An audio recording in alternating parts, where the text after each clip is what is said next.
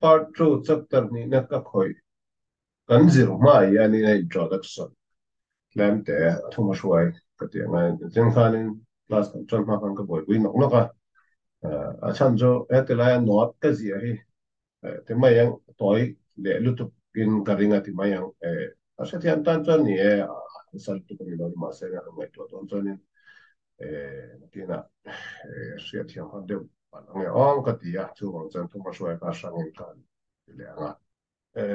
a thuma shwai tu ra chuanin đầm lai như qua tôi là hiện hiện tại bắt trụ chấp tập trụ à hiện nên mấy điểm nghe và làm nghe nghe ông gì khác phía phía na thì mấy anh nói phía na thì mấy anh mà xem nên thằng trai này đồ à nên har Asia thì thì ông giờ cho kata lan đồ Asia thì hàng cái và khai nên basic terminology các clarify phát ngay ngay cái define phát ngay ngay cái soi phía phát ngay cho tôi là hiện hành giờ giờ xin là đó uh, siap sampai ya turunnya dikta so itu rata hati raya presentation ka ikati te pa ko me ngam ni za na 2000 ne za ta ne ta to 15 ne 11 ne ta to ba ko le de ma a ka lo ti to ani ya to na siap sa to ka ne tam ho ma ya improvement ti to asen hon ne ne pa mo heading ko kan pe to life and life after death heading ka nó có ai cho đã sắp tụ lại cái đấy à thành cho rồi đấy thì mình giờ hôm nay hiện là quay ngõ cái là cho qua đó thì là cái nón em cái nón tổ nghe thì cho nên cho nênวันnón à chỗ là thành cho là cái này cái thì rồi à quay em cái nó nung rừng đòn thì em giờ cho cái đặc sắc thì rồi à quay hiện nên nón là hiện là ông anh đi cả cái sa khó rong rong hiện nên anh ông đều biết cái gì ni ma seng sa kwa na ngai sak lo in tifin kan ti don nga khovel mi lu tu po chuanin a om po hen ring tak tak lo wa ti chuanin a om po to lo ni ma seng ka tan het a relevant lo om zia nei lo an ti a nung de mai po he khovel a ya mi tam to an om ti kha sia tu a ti kan ti nge lo tu te kan ti don nge ani lo kasi ang tengay po ano mo lang buka kao riyan te po sang ta malu lo top na chuan in sa so ma chu pathian na om no ti khazir chu ka tu tu na maya ti chuan kha te khanin pathian po om lo kho pa ngai da pathian po om lo pop tu ra ngai dan kan nei thi chuan in kan thi zo kan tharau nun kan ti don nge no om ti te kha chu an ni tan khanin ara level lo wa om zi om don lo wa ti ka sia da ni maya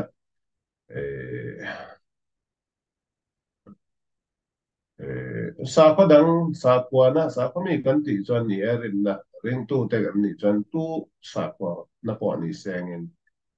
zo atlang pu ya chuan in om deu vek nuwa lang nga ti an ring vek nga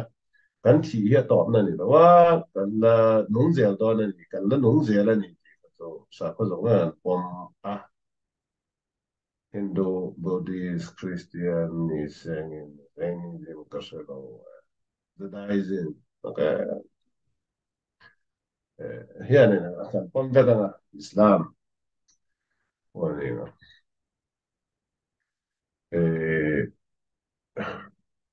todo advertising clear dare ne kan ngai to so chumi go chan thi zo aban ram mei dir shan hun kan ti te sa ko na yani in ang lo khat khat kan pe te a principle zo general a chan kal mang chu mayang a ai nang be de thwa ka nga ni ma sengin aditela yani tlem te te zo in sao de khat khat o 这就是也是啊，你这这种说那啥和上网挺难的，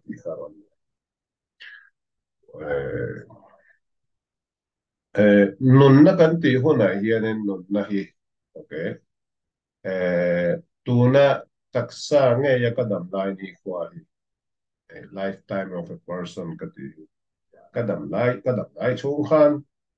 ka olam ase ka khobe la ni maya Olam haze kan ti chon the present world ania ka khovel tu na ka tun le tu na ka khovel ti ani tem le cho a khovel cho khan ni lo a hun bi taksa level ati se level a hun bi kan ni chung kha okay ka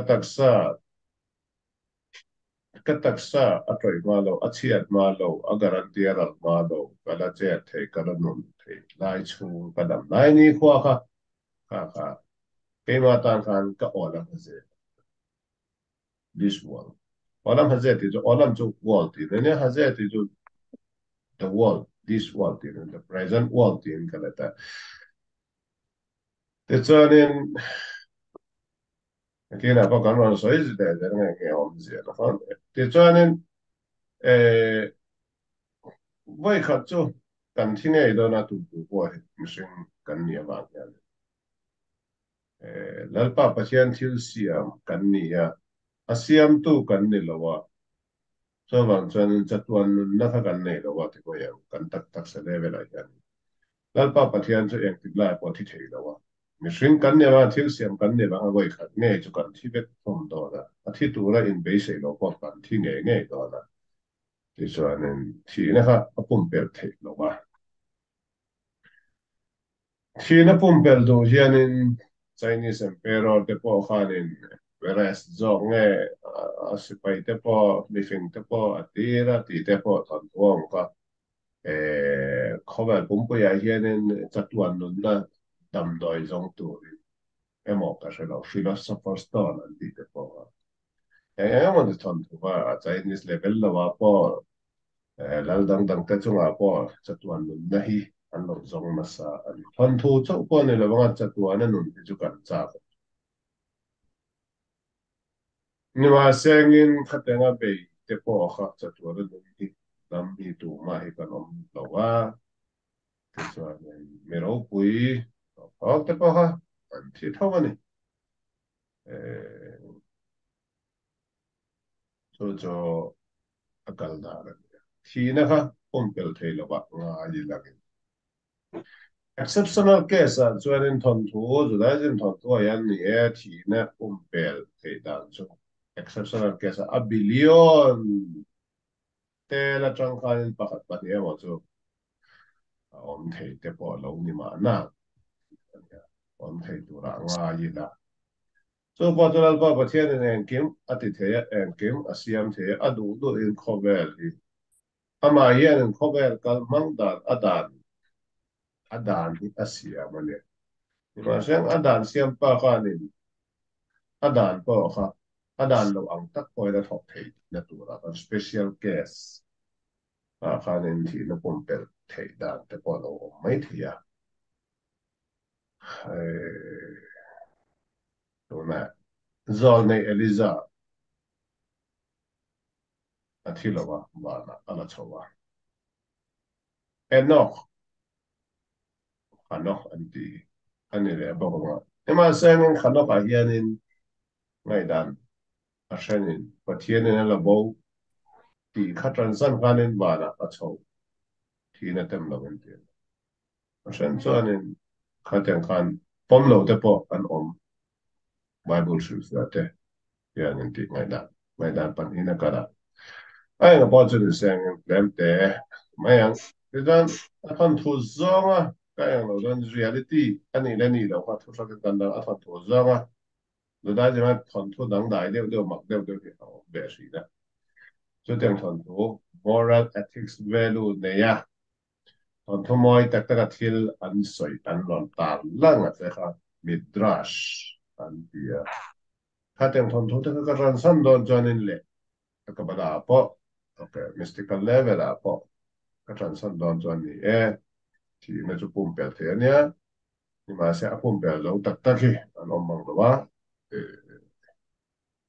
Zahar lama san kabala lama san Israel faten sinai muala pathian dan topek pathian thlung an poma khanin I thu thu ni mai ro se iti chu kan zo mange atia po khanin thi na chung lama khanan lenga ima sangin hun re lo ta khan ba do thak takin sebong no pathian le man lo bia ka ba khanin kami level thi na chung man le na kha atang kha an tla tha de a ti chani thi le thei na no ye ni so me chang chang kan dir so cho theoretical a cho ani impossible ani lawa thil ni the ani thi na chung le ni ma sen a reality a here the level sang de to kan ya ba khanin kan ton the rual lo anga kan ngai kha a chan karon bel cha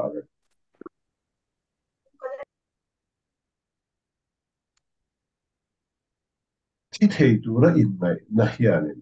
อินไงทลอมนะ humility ฮิมิรอนเปียนั่นป้าปะเทียนดูอ่างะอมจากนะอมดูนะมิรอนเปียสว่างจานินอาชาชิมชิมแต่จานทีนะกันทีนี่เที่ยวฉลองตะกันเนี่ยปะฮันละมาจานินเที่ยวฉตัดป้อนนี่เลยเที่ยวทัวอาจารย์จูกันทีอว่างเงี้ยนินกันสวลนะอาจารย์ขันเองที่เช่นมันอิจาร์ขัดแค้นไฟกันเนี่ย Tijan kan suala baga kan taksa satana rule tour kan tidon nge rule infection kan rahmat Allah khasan tika rule eden hona rule kan tidon nge abire adam Allah ya kami thil elo toran elo an taksa thisen jong zama invaito kha khateng atang khanin khateng kha lak chua treatment pek na tura chuanin leya khan kan taksa alu danga awai khana troi de anga ti chuanin taksa thar okay pek le siam thar kan ni theina to motor engine down ania engine a to tu chuanin a hlui to le ka chia to tu chuanin engine te kan pe an phel sa be ka engine down an ti re mo ka mechanic so de ka teng de wa khanin thi na kha engine down na chi khat ani maya siam thar modify na tu so chuanin khami kami aspect kan ti dang kami lam zong hoya kami lam kami lam zong hoya ka soi dong chuan kan soi dong chuan in dia ti na ko ha thiu tha tak lo mi le ma se ni mi sing tan chuan ara thla ka lan pa pathian chuan in ti na asia ma hian in a tha mai me ti lo a tha em ti very good ti remark a pe kha thi na chu cha so lang chuan in a thi tu ra piang kan ni ti kha sha ko ti dang so van chuan kan thi lo hian enge thlengang le eng tin nge kan thi an ani lo chuan kan thi mai enge kan thi chin tur kha ngai poi mo a lal pa pathian du anga nun kan man chuan in mi ba le ka kan ni mai do na okay Salman na hian kan kal thui deuh nge ka sala karon le le nge apoi na param haze ka ti ho ra hian ka dam lai ni ho vel hian ka te khenanga tun le tun din ko na chuan at this stage okay ti chuan kan dam lai ni kho ron ral huna thi huna ron thlenga ti chuan kan thi huna hianin lalpa pathianin eng tin nge kan nun kan man dan azir khanin ti mai kan nun khami azir khanin kan chunga hianin paroram re laga lo man dong tak nge sem tlak nge pai sem tu nge eng ti chen nga sem tu nge eng ti chen lo man pek tu nge ti kha fix ram set paran ni na tu ra khanin kan thi zo khanin nge pathian ro rel na ma kan ding don tan kan thlarau ti chuan khami a khanin mar atharam le achhelama mark ema point ema kan hu da na zir khalin kan destiny tur kha kan pan na lam tur kha ta la na niya siam sak kan niya tlang ko ya chuanin sual na nei lo hif kan om mang lo so rang chuanin kan fel na in pathian thu kan oi na zong zong kha ni eng ti chen nge mo ni kan sual na a hlen fai zo lo a siam zo lo te kha ma bat kan nei a te kha kha ten te kha kan tharau kan sual awanga kan tharau ti bol lo a lo om a bol lo kha thi zo ko kha na la bet renga ni ti ka sia kha te nga changa sil fai na tu ra kha ni ni tharau chen na pathian tharau a in sil fai na tharau sil fai na arwata cho cho nge nam anti kan maya cho sa trong a her anti kan ya Pechuanin hemi meidila meidil kan ti meso to meidil lalu te chini in chan le tai lang an sual na ba thak lem lo bang kanin sual san fai na tu ra kanin shamhuna meidila ro meidila pu kan ti dang meidila den lo ka hun rei lo te kan ti dang ani atlang pu ya chuanin ye asom pani te asom pani vel meidila in te to chuanin atlang pu chuan mi tam lo etra hianin gentel thara ko soi lo wa juda aspect chawani ko soi ta kina gentel te nen lo ngai bel rum rum ngai gentel te thara din mo ne ka soi nem du vak lo de Kashiat ko kasi lo seder kashiat ajuda je ma aspect a point kashet siang lo ba gentel te ju soi buat zo nuan hilton to te ka emi zoom class en ka subject in kala don lo mi lo shati am dan na san je question no ma di nam kan ti gentel te chunga hian applicable me ti question no a chan na ka soi lo vai khat po he tiang thu hi class a me je te na ka pe ka kha den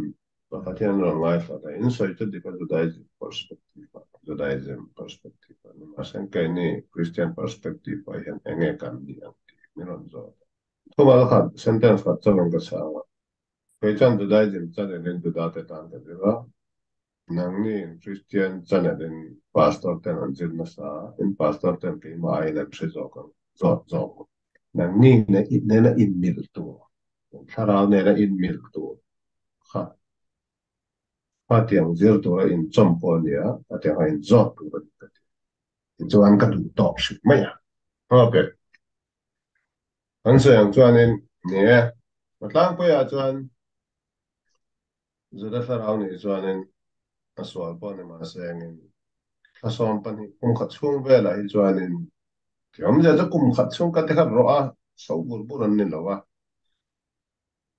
adam lai ni kho a chet sualna a thu soi sual a ti sual a thin dong ngai tu sual na jong jong te kha khateng dong jong kha lo rel nan thunga ya judgment no ya khanin unscrutinize don ta le scanning anti don ta le e ma kha peng chok don lo ni ti ko sia a me khan kan che sual na jong jong le lal pa pathian thodi a kan dam kan nun zo lo na a chan chu thi zo a kan lu na tu hi thodi khovel anti dot om thelo na olam ha emet anti reng boka word of truth, only the truth. So, wancan kan do thei na te. mi kan bum na te en kim kha teng ho kha an man chua pe ka ngai te chuan kha teng ho kha kha teng ho kan ti sual na te a poesia te kan lo art zia te dot pakhat e soya banga mi nun eng zat tak nyang ngai lo ti chiat nang ma le chiat mi a lo ngai ben mi a lo mi pakhat ne in lo ui re awanga khateng son fa atang emo an tu chong emo te zong zong po khanin defect an nei pha na te khateng zong zong zong te kha apoi zia te kha kan ma nge khan ta la na ron de kan zat ngai ngai na tlan bo na tu la kan nei si don lo wa kan thin lo ngai to na sual zong zong kan thu soya a side effect zong zong kan ei ru ka that lo na zong zong so na tin reng a side effect zong zong khateng ho khan mi ron ro don ta ni za thlak lutuk mei khan cho cho ne a simple bera ka ta lan cho ne akal da hemi chung dar kar khat minute khat cho om po he chat wan da yang kan fi ro da siang a chan chu har san na kan to hu na yan hun hi kal lawani ya re e be thil za thak deuh kan ton chuan hren chu kan dam kan nung pei taw le nem kan in that chak mai lo kan thi chak mai a sin tong a hren chuan in that tiar ani a tiang za thak lut tuk tor ai chuan ni ma se nin i thi thei don si lo wei tha naw ka tlan bo na tur om lo khan ti mual pho re re khan in yom don ta to na ka soi zong zong a chuan in mei dil ka ti hwane yan in lighter me amo i thuk me amo ani lo chuan in ni sa ang mei ti sa mei nen hen te kin su asat da ni ta la ne asa ti ri mo khan in lo asa ti om zia anei ne mania mei chia ho poi an sexy chuan in a hot an te lo a hot cha sa ti na lo ma du asa sex lama hot na po so mei al chi khadan ni so à khát tiếng mấy mấy này dân muốn ăn muốn dân khát tiếng khá là lo mấy điều mấy tuổi là cho cái đó na đó vật fan lo a point chu mấy điều kan ti hone ne ti sa mấy kan shia ti sa mấy à yan tek hin su kan su na zong zong a wa na ne zong zong ne lan pa pa thian ro ve na accord so ma zak zum na zong zong thil za thak na zong zong kan tam tu kan ti che su na ba minute khat po cha tuan da yang kan feel do na ti ka dam be se la kasam pani ta za yang mani le ne yang mani le ni lo za na imu manga chia imu thei lo wa za na re zia te so han mai to ro eng ti ka nge o khwa ba ta ka ni ti mai mai mai dam ni e chu chu chi kha ani ni ma sengin bible sang te po ka da chuan a chuan from generation to generation na me di la ta lu tu te po an om tho te po so sual na ra thlap turu le zual ho thasom pani ni lo om khan ni lo a hren chu ti chuan mei di la po khanin department compartment on le anga sual dana ra thlak dana zira khanin kan tlak chiat na kha a level kha huas sari ala omanga chong sari sual na ra thlak ho ber kha anwai nung beran tlalu tanga Hami thua sarina in tlalu chuan iron chua le na tura chuan a thua zong zong kha iron dai le ngai don ka tiang ho kha chu chu ne siam chu pathian lem bia te tan aden zar chu mei dil shem hun thua sari na zong zong kha an tem pe ka ngai don ti chuan a shan ne ro chu أثوى نوعي بيرخ سيول أنتيرين سيول أتران po chua le tu po ano mga chua glok lawa sa tuan deu tho generation to generation a om tu ra na mo ma sen ha ti lai hianin kanona Christian te nang soi ba ne in lam te in thau de ko se in ang chia generation to generation tua tu an ti po khat limit ane thi tho le na thlen thi tho le na thlen tu ra ni a thi tho le na a hianin an ni po kha la chho an ni mấy deal mấy bỏ ha và thiên nên ultimate đó đó na satan na bỏ ha atal đó là satan ông đó thì na bỏ ông đó đó eternal damnation kan chi ha anti ha ha Judaism aspect à cho nên anh rõ ràng nhưng mà sang nên à tụ bỏ đi sang nên kan nên nó chắc cho kan quỳ tu rồi nhá mấy deal ông xem bữa ông nó bỏ bát thiên kan chung rồi rồi đó tôi tên cho kan về nó vàng ethical, musari,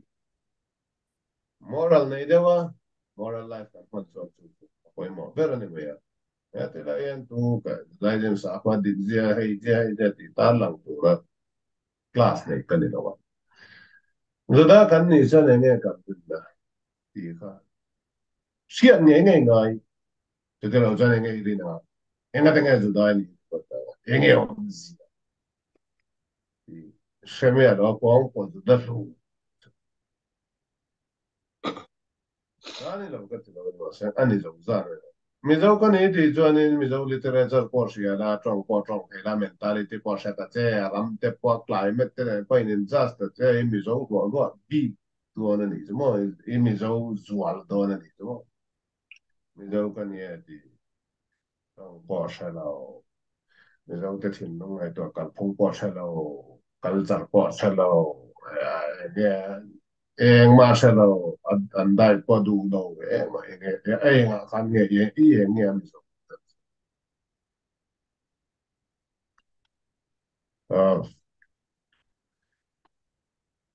Izan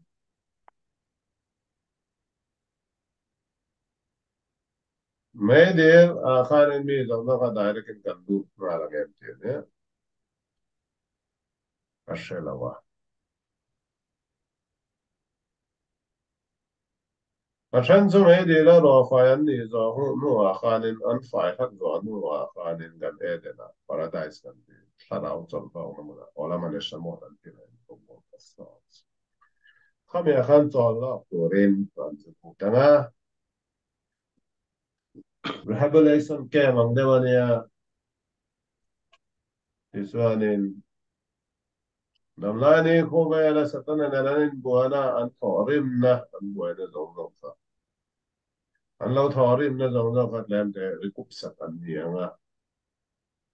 آدم نبيغني أنا إذا أن شرع بوخا دينو تغلأني أنا كذا تطلعنا ما يمني أن إيدن أنتيا نما سينين لا من دون خوير تكتك على لوا وان رام كنتي دونغ أشروا أولام هبا كنتيا ستوان دون خوير خمم هون خالد تطلعنا ما يمني in rikupna mai men ho rim lua da tranga ente adam de na khobe mi fel ta tan mo to de go om te go chuan tho tu ran nei lo ni me lo ti am ne to bu na ngian kan pok do lo ni ma sa ngi dal pa pathian rok en thok ro in phup pathian thu kan zoma atang kai na zia alo that zia alo asot na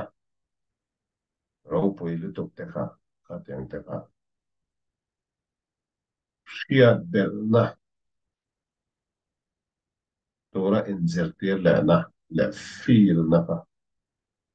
experience na kha dona le khover ang yan thu pe practicalism to mi lovin kharau la ma khanin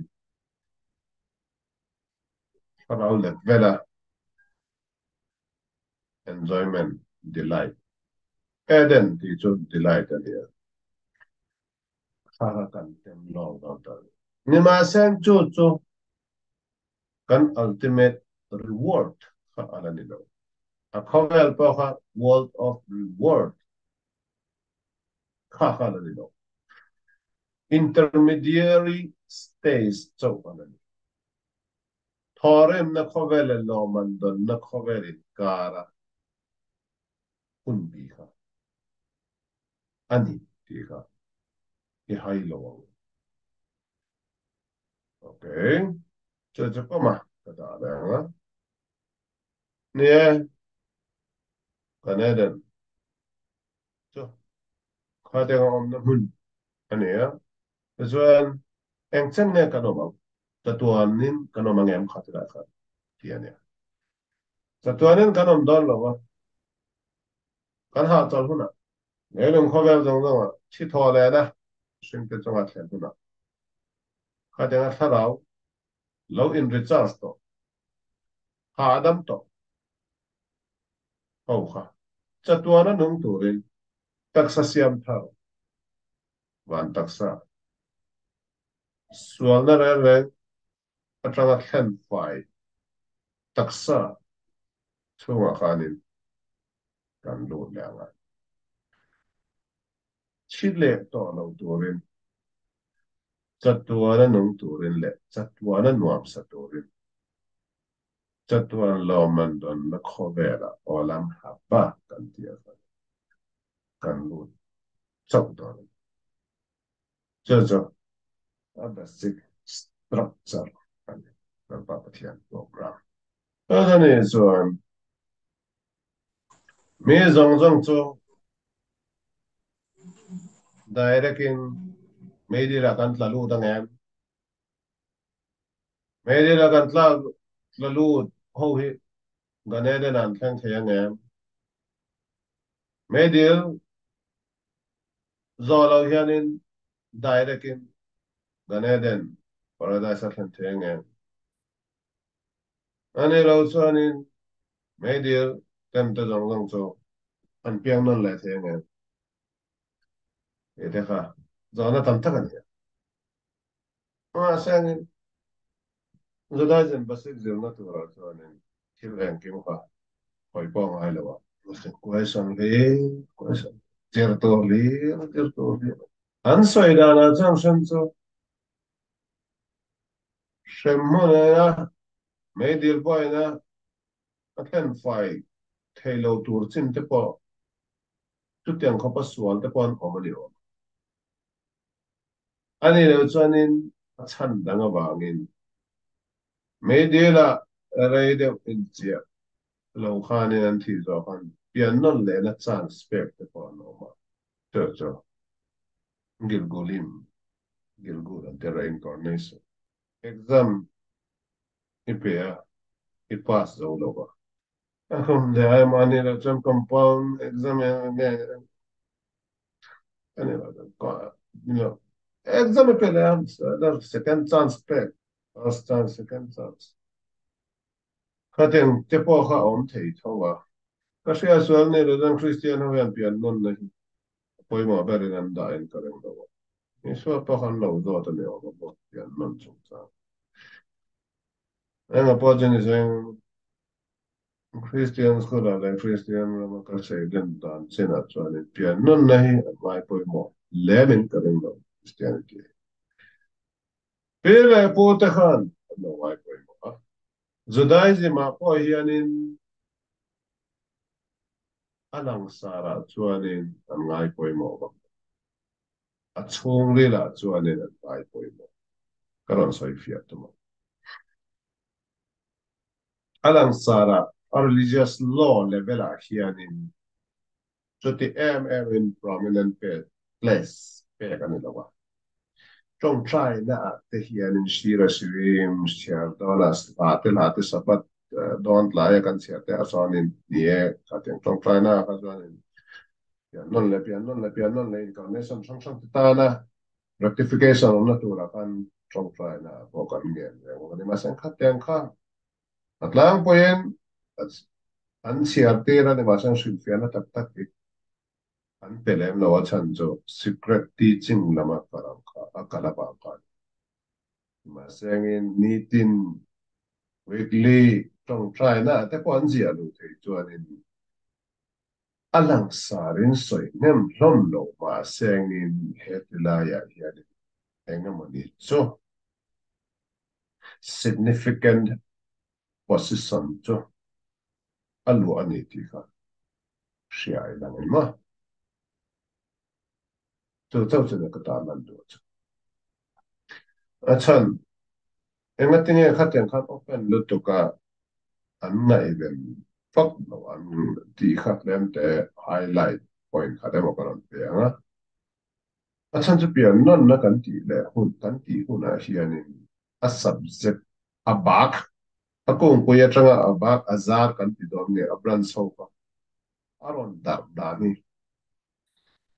a turu lu tu ka a complicate lu tu ka ke han soi mai mai ya hei chen ni chen hei ni mai hei chen hei ten ti kha khaten khan simple lo mani a chan chu thlarau Kaya nga so, ito na yan tiyan ka ron sa'yo. Mission nga piyang man le po ako mga. Baka ta so din itlaraw, kem ka ran sa zulu demo, lung nga lu demo.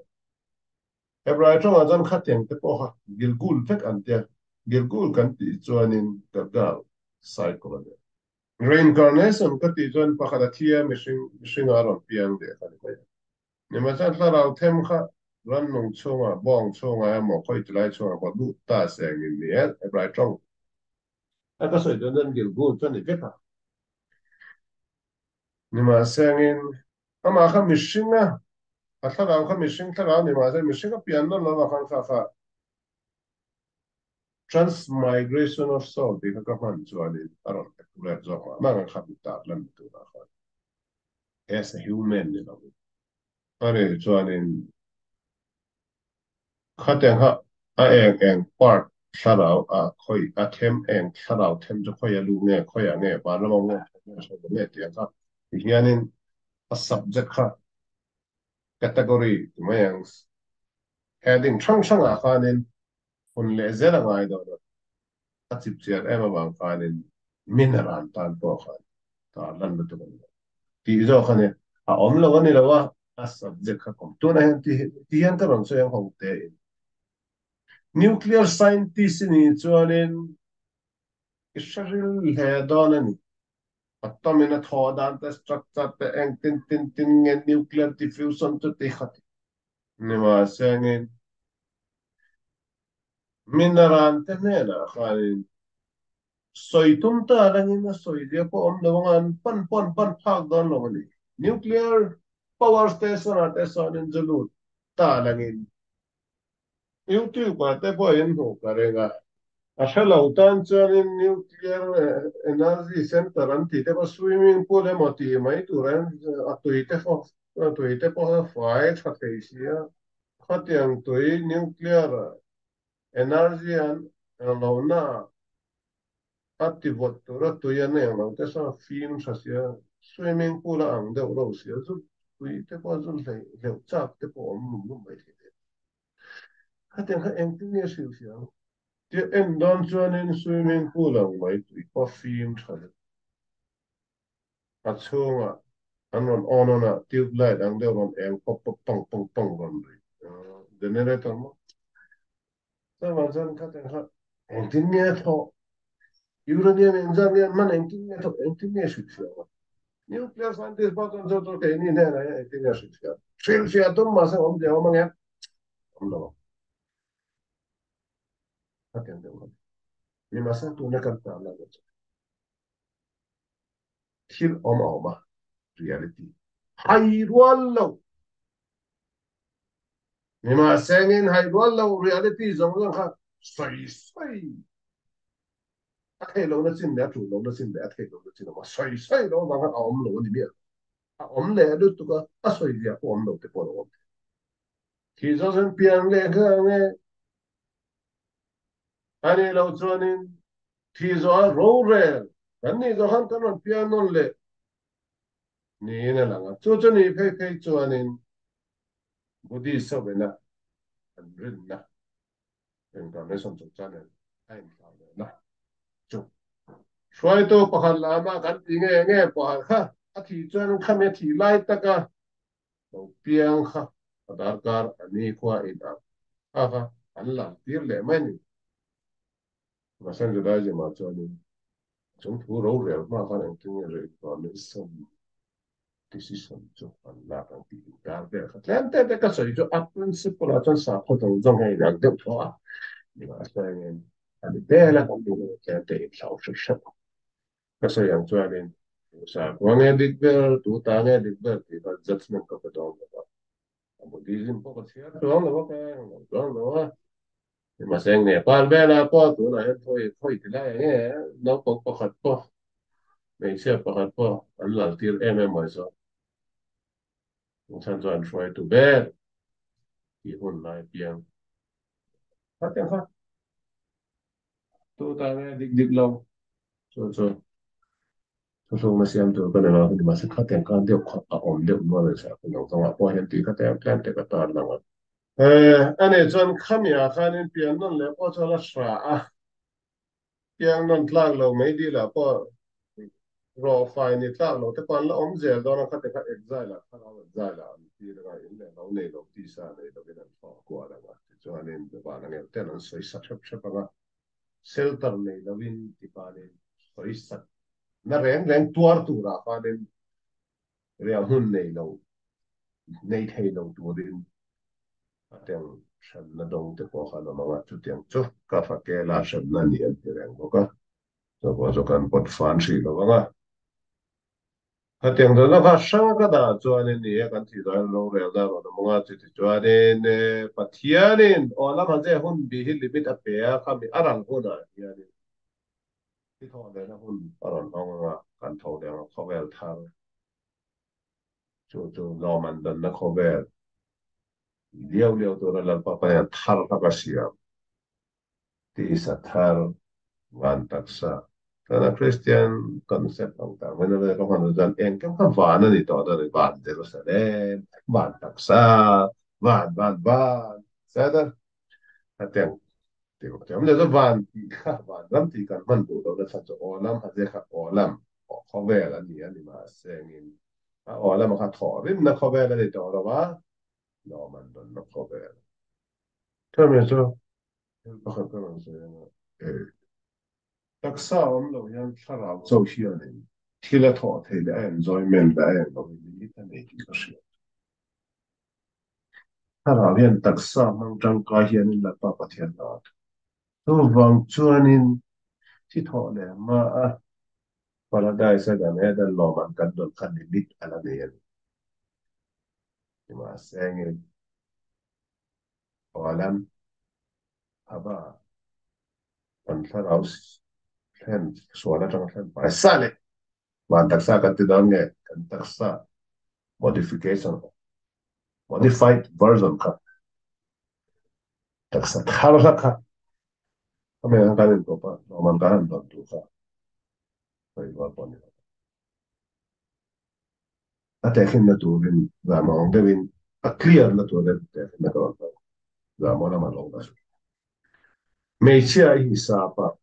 ผู้เฒ่านี่ไม่เชื่ออันนั้นเสียต้องสอนตัวใดไหนตัวผู้เฒ่านี่มาเช่นอเมริกาตักอิจุมุดปุยเนี่ยข้านี่ตักสร้างเนี่ยอิจุตักสร้างอิจุมุดปุยเนี่ยกันอันนั้นเนี่ยก็อิสยังไงตัวนั้นไม่นำนั่งข้าเนี่ยข้านี่ตักสร้างเนี่ยนะเห็นหมดดูเขาจะเอาไงนอนอยู่กันที่อินแต่เห็นผมตายแล้วก็สวยแต่ตาลันตัวมันสุดแล้วแต่อากาศเป็นกระเสียแต่ขึ้นมาจะดิกจะอุจจาระจะตีกันที่ all expected diktat di masa idea kaman na to ma kami ajan do top sri langin are ko are pian maya wain chu chat ko heka en man lawa ni ron thon mai don ne cha ta sta daraba